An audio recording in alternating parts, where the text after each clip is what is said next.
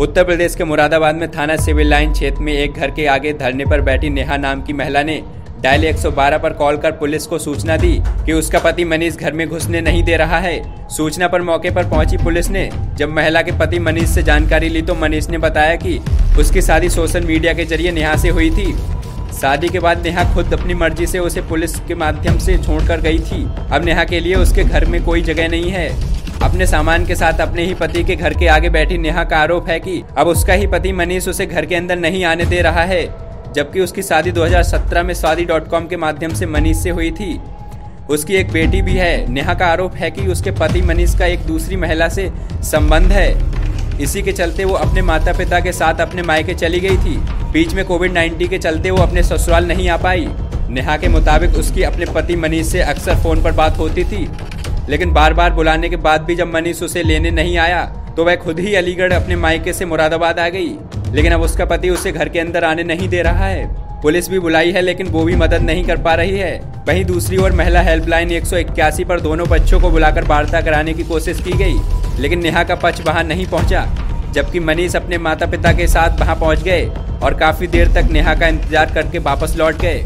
Sir, मैं अपने ससुराल में आई हुई हूँ। ये लोग मुझे अपने घर नहीं आने दे रहे। मैं कल से यहाँ पर हूँ, 11 बजे से रात में रुकी हूँ यहाँ पर इसी मेंबर के यहाँ रुकी या नेबर में, इनके ही नेबर में। उन्होंने मुझे मेरी परेशानी देते हुए मेरी बेटी को देते हुए, मेरी बेटी रात में बुखार में है तो मुझे वहाँ रुकना पड़ा। सर, मेरी 2017 में शादी हुई थी 18 अप्रैल। सर, लव मैरिज नहीं अरेंज मैरिज शादी.com। सर, विवाद आपस में छोटे मोटे झगड़े लेकर बढ़ते गए। फिर मेरी बेटी हुई, बेटी के बाद लंबा हो गया। फिर यहाँ 1 साल में यहाँ नहीं थी सर, क्योंकि उससे पहले मुझे एक बार एक लड़की आई थी अननोन, जिसने मुझे धमकी दी थी यहाँ से जाने के लिए। तो मेरे परिवार वाले आए पुलिस के थ्रू, वो मुझे ले गए थे कि मुझे कुछ हो ना जाए। तो वो यही बोल रहे थे कि हाँ, हम थोड़े दिन के लिए लेके जा रहे हैं, क्योंकि ये मुझे मेरे घर पे जाने के लिए नहीं देते थे। सर, वो ये चाह रहे कि मैं उनके साथ ना रहूँ। हमारे बीच में बात हुई थी 1 साल में, मैंने इन्हें फ़ोन किया रेगुलरली, तो ये वायरस हो गया कोरोना वायरस। तो मैंने उनसे पूछा कि हाँ, अब आपका क्या इरादा है। मेरी फैमिली मेम्बर ने सबने उनको बुलाया, उनसे बात करने के लिए कोशिश की, पर इनमें से कोई भी नहीं आया सर।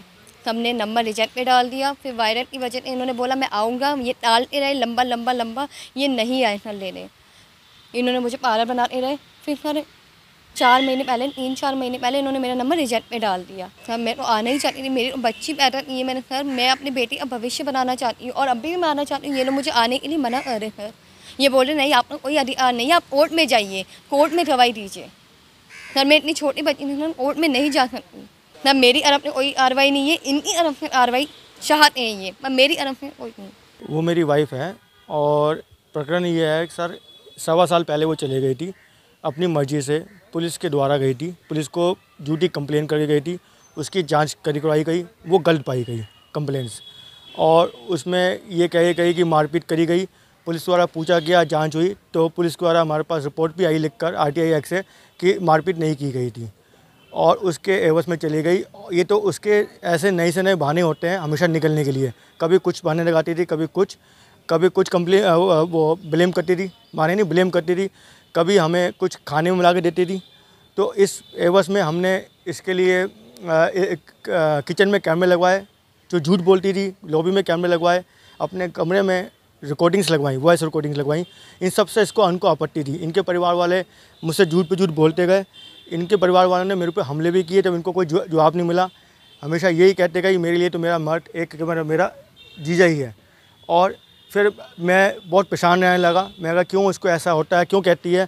तो मैंने जब रिकॉर्डिंग्स में ध्यान लगाया या इसकी कॉल डिटेल्स निकलवाई तो पता चला एक लड़का और भी सामने आया। वो लड़के के बारे में भी इसके बड़े पापा के से और इसके सबसे मीटिंग हुई मेरी। उस टाइम में मैंने इसका मोबाइल भी ले लिया और ये भी कहा कि तुझे अलीगढ़ पसंद है या मोबाइल पसंद है। मैं इसके हाथ पैर भी जोड़ा कि पिछली हिस्ट्री भूल जा, लेकिन इसके बराबर ने कहा मनीष तूने बहुत अच्छी बात करी है, सब चीज़ें रिकॉर्ड है मेरे पास, तूने सब अच्छी बात करी है, इससे तूने कहा है, लेकिन पहले जो पिछला खाया पिया वो एक टम्परी हटेगा। तो मैंने कहा बराबर तो भी ठीक है, लेकिन तो भी उसके फिर बराबर ने उसकी 1 हफ्ते के अंदर 6 महीने के लिए फिर भेज दिया लड़के के चक्कर में, साकी गाँव के चक्कर में। और भी बहुत कहानी हुई, मैं कितनी आपको बताऊँ पिछली।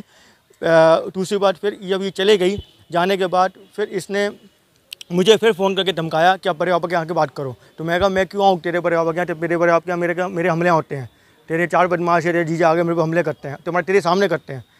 तो फिर ये फिर इन्होंने कहना शुरू किया अपनी किचन से रिकॉर्डिंग हटाओ।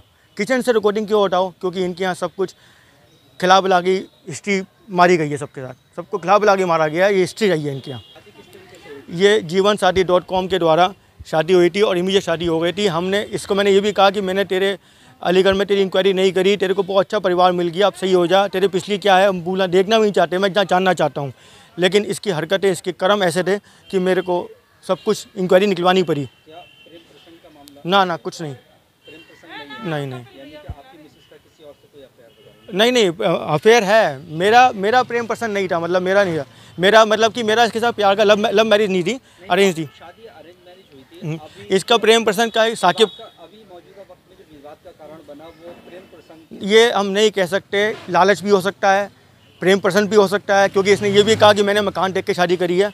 इसने ये भी कहा कि मेरे को आपके साथ कॉन्जुगल राइट्स में फीलिंग्स नहीं आती। इतनी बड़ी बात अपना पति कैसे सुन लेगा? इसने ये भी कहा कि मेरे लिए तो मेरा एक ही मर्द है। इसने ये भी कहा कि अगर इसने ये भी कहा कि मैंने आपके मकान देख के शादी करी है। और इसने भी कहा ना मुझे पसंद हो, ना मुझे पसंद आ रहे हो, ना पसंद आओगे। इसने ये भी कहा कि इतना अपनी माँ बाप की भलाई चाहते हो तो मेरे को मेरी शर्तों पर छोड़ो। तो अब ऐसे मैं अपना सब कुछ सही तरीके से निभाते किया, हाथ पे जोड़ते किया कि सही हो जा। लेकिन जब पुलिस केस हो गया, जब पुलिस के द्वारा कही, तो मेरे को समझ से बाहर हो गई कि हम डर गए। आपको शिकायती पत्र दिया गया मिसेस की तरफ से या आपकी तरफ से थाने में क्या?